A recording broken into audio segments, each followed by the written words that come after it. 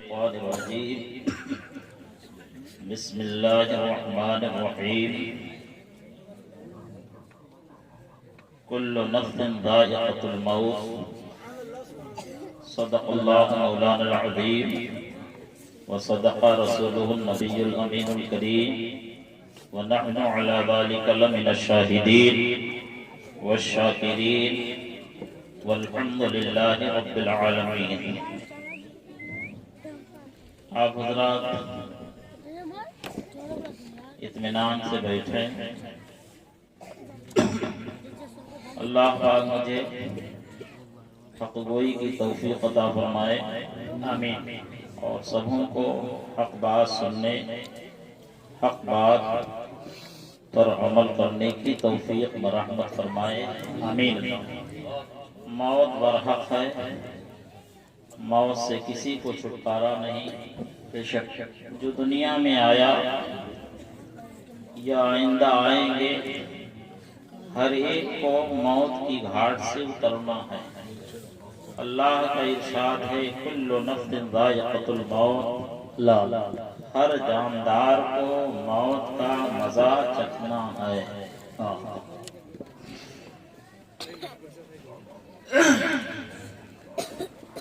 اللہ پاک مرحوم گدر بابا کی مغفرت فرمائے، آمین. ان کے گناہ صغائر گناہ کبائر کو معاف فرمائے، آمین. اور اس کے اتر طرف جو گاؤں ہے جس کو مانا پار بحریہ کہتے ہیں، وہاں بھی ایک نوجوان بچے جن کا نام ماہتاب نوجوان تھے، خان برادری کے ہیں. موت تو حق ہے، لیکن جب بچہ جوانی میں انتقال کرتا ہے تو ماں باپ کو، اس کے اعزاء و اقربا کو بہت ہی حزن و ملال ہوتا ہے.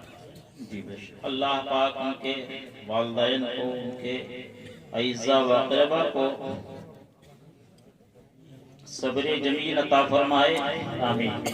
اور مرحوم ماہتاب کی مغفرت فرمائے، آمین. انہیں جنت الفردوس میں نورانی جگہ عطا فرمائے، آمین. اور جو دنیا سے رخصت ہوں گے مولا سب کی مغفرت فرمائے. العطایہ نبویہ الفتاوی الرضویہ میں چوتھی جلد ہے، اس کا مطالعہ میں کر رہا تھا. اس پر ایک جگہ میں نے یہ پڑھا ہے کہ جب بندہ صالح دنیا سے رخصت ہوتا ہے تو اس کو جو سب سے پہلے تحفہ ملتا ہے، وہ پہلا تحفہ بھائی تھوڑی دیر سننا ہے نا.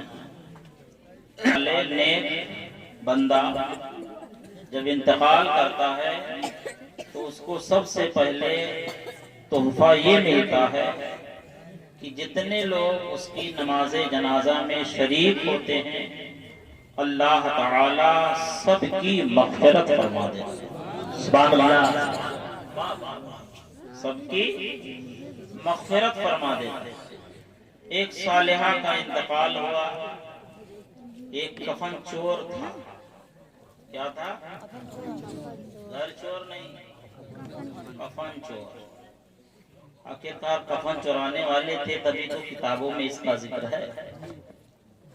صالحہ کا انتقال ہوا، لوگ جنازے میں گئے، وہ کفن چور بھی گیا، جنازے میں شریک ہوا، نماز پڑھا. اور جب سب لوگ نماز سے فارغ ہوئے تو اس نے قبر کھودنے کے لیے نشان لگایا. جب رات کا اندھیرا چھایا، یہ کفن چور قبر پر پہنچا، مٹی کو ہٹایا، تختے کو پلٹا تو قبر سے آواز آئی، اے کفن چور، اللہ نے تیری مغفرت فرمائی. بولو بھائی، بولو. آواز آئی، اے کفن چور، اللہ نے تیری مغفرت فرما دی۔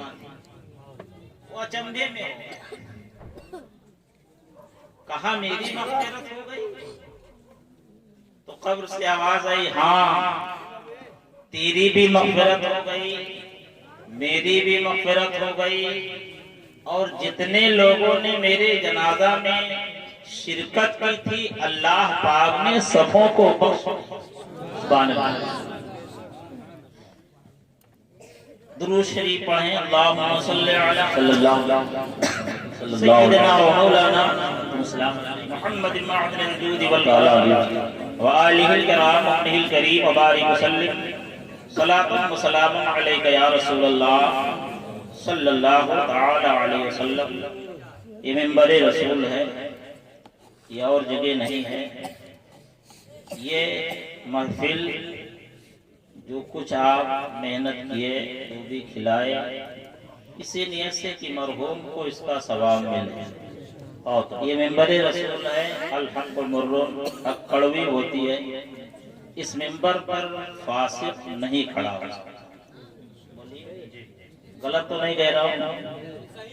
یہ منبر ہے، منبر شریف ہے، نعت شریف پڑھنا فرض واجب نہیں ہے، نماز پڑھنا شریعت پہ چلنا یہ سب پر فرض۔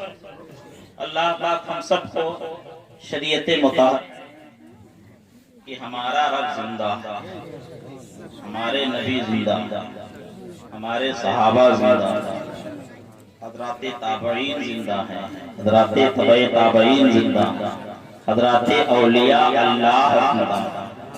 اور ہم اہل سنت کا یہ بھی عقیدہ ہے کہ روح مٹتی نہیں ہے، روح کے لیے فنا نہیں۔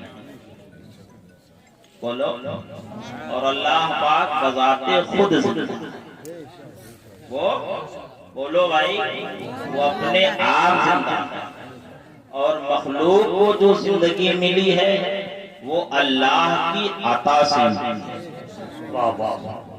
اور ہمارا یہ بھی عقیدہ ہے کہ نبی کہ جسم کو قبر کی مٹی نہیں کھائے۔ بولو، ولی کے جسم کو قبر کی مٹی نہیں کھائے، عالم دین کے جسم کو قبر کی مٹی، بولو بھیا، نہیں کھائے۔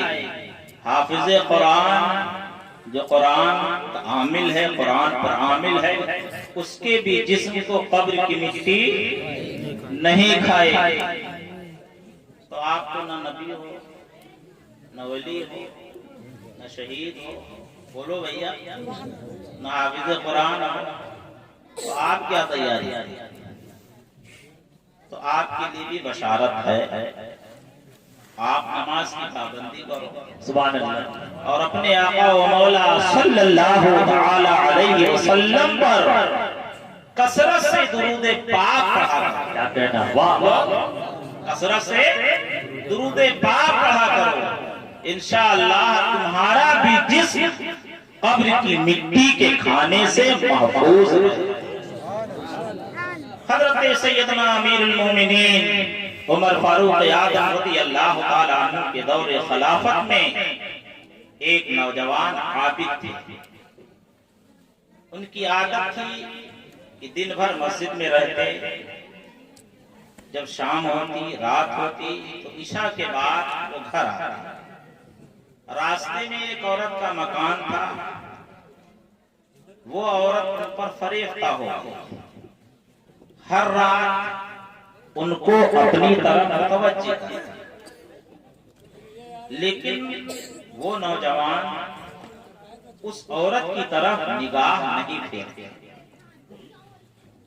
آخر ایک دن ان کا قدم، ان کے قدم میں لغزش آئی، قدم پھسلا، اس عورت کے پیچھے ہو لیے۔ جب گھر میں داخل ہونا چاہا، دروازے پر قدم رکھنا چاہا، خدا کی یاد آئی اور ان کی زبان سے یہ آیت کریمہ نکلی، ان الذین اتقوا اذا مسهم طائف من الشیطان تذکروا فاذا هم مبصرون۔ ڈر والوں کو جب کوئی شیطانی جھپٹ کوئی شیطانی خیال پہنچتا ہے تو وہ اپنے رب کو یاد اور اسی وقت ان کی آنکھیں کھل جائیں۔ یہ آیت کریمہ زبان سے نکلی کہ بے ہوش ہو کر گر پڑے۔ اس عورت نے اپنے خادمہ کو لے کر ان نوجوان عابد کو ان کے گھر کے دروازے کے سامنے ڈالا۔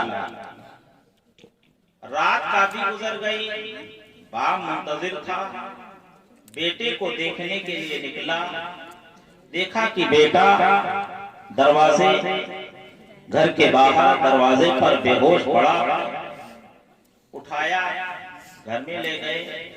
کافی دیر کے بعد ہوش آیا، حال پوچھا، کہا ٹھیک ہے۔ باپ نے کہا ٹھیک واقعہ بتاؤ۔ انہوں نے ساری بات کو دہرائی۔ باپ نے کہا اے جانے پدر، وہ آیت کریمہ پھر ایک بار پڑھو۔ بولو وہ آیت کریمہ بات سمجھ آ رہی ہے؟ وہ آیت کریمہ پھر ایک بار پڑھو۔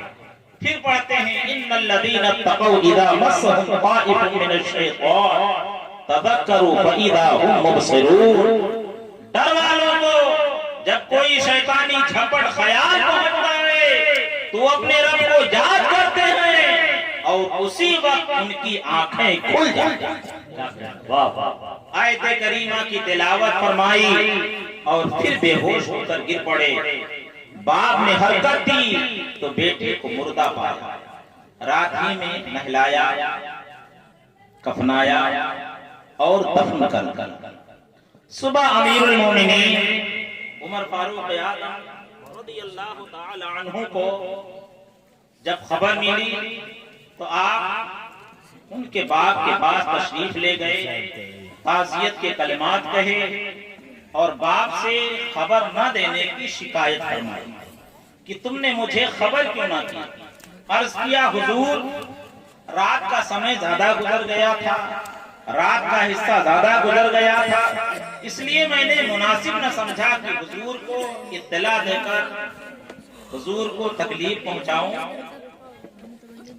حضرت سیدنا امیر المومنین عمر فاروق اعظم رضی اللہ تعالی عنہ پھر اس نوجوان کی قبر پر تشریف لے گئے۔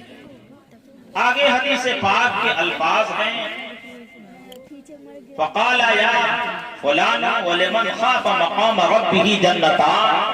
حضرت سیدنا عمر فاروق اعظم رضی اللہ تعالی عنہ نے اس نوجوان کا نام لے کر ارشاد فرمایا کہ اے فلان، جو اپنے رب کے پاس کھڑا ہونے کا ڈر کرے اس کے لیے جنت میں 2 باغ ہیں۔ پھر حدیث پاک میں ہے فَأَجَابَهُ الْفَتَى مِنْ دَاخِلِ الْقَبْرِ۔ بولو محمد سے فَأَجَابَهُ الْفَتَى مِنْ دَاخِلِ الْقَبْرِ۔ تو اس نوجوان نے قبر کے اندر سے جواب دیا۔ بولو بھائی، قبر کے اندر سے جواب کون دے گا؟ گونگا؟ بولو بھائی، گونگا دے گا؟ تو پتا چلا کہ مردہ بولتا بھی، اور جواب کون دے گا؟ بہرا کہ جو سنتا ہو۔ پتا کیا چلا کہ مردے سنتے بھی ہیں اور جواب دیتے بھی ہیں، اور ہم اہل سنت کے عقیدے میں ہے کہ ہمارے خاندان کے مردے ہمارے پاؤں کی آہٹ کو بھی محسوس کرتے ہیں۔ کیا بات ہے، واہ واہ واہ۔ وَأَجَابَهُ الْفَتَى مِنْ دَاخِلِ الْقَبْرِ۔ اس نوجوان نے قبر کے اندر سے جواب دیا یا عمر فَقَدْ أَعْطَانِيهَا مَرَّتَيْنِ فِي الْجَنَّةِ۔ اے عمر، اللہ نے یہ دولت عظمی مجھے ایک بار نہیں بلکہ اللہ تعالی نے یہ دولت عظمی مجھے جنت میں 2 بار۔ سبحان اللہ۔ تو حدیث شریف میں فَأَجَابَهُ الْفَتَى، اس نوجوان نے قبر کے اندر سے جواب دیا۔ تف ہے وہابیوں کے مذہب پر، ان کے عقیدے میں ہے کہ نبی مر کر مٹی میں مل گئے، معاذ اللہ، سبحان اللہ۔ ہم نہیں کہتے، بریلی کا کوئی عالم مولوی نہیں کہتا، بلکہ تمہارے سچے نبی آج کے 1400 برس پہلے ارشاد فرما چکے، ان اللہ حرم علی الارض ان تاکل اجساد الانبیاء، بے شک اللہ نے زمین پر حرام فرمایا کہ وہ نبیوں کے جسم کو کھائے، وَنَبِيُّ اللَّهِ حَيٌّ، تو اللہ کے نبی زندہ، کیا بات ہے، سبحان اللہ، یرزق فی قبرہ، ان کو ان کی قبر میں روزی دی۔ اللہ کے نبی یہ فرماتے ہیں کہ اللہ کے نبی زندہ ہیں، اور وہابی کا ملا لکھتا ہے کہ نبی مر کر مٹی میں مل گئے، معاذ اللہ۔ ہمارا ایمان کسی ملا پہ نہیں ہے، ہمارا ایمان تو اللہ کے رسول پر ہے، اللہ رسول اللہ کی کتاب پر ہے، اللہ کے رسول صلی اللہ علیہ وسلم کے فرمانے عالی شان پر ہے۔ واہ واہ واہ، ہم اہل سنن کا عقیدہ ہے واللہ، بولو بھائی، ہم اہل سنن کا عقیدہ ہے واللہ، وہابی جہنم کا کنبہ ہے واللہ، جو مردہ کہے خود وہ مردہ ہے واللہ، اور یا رسول اللہ زندہ ہے واللہ، زندہ ہے واللہ، میری چشم عالم سے چھپ جانے والا، سبحان اللہ۔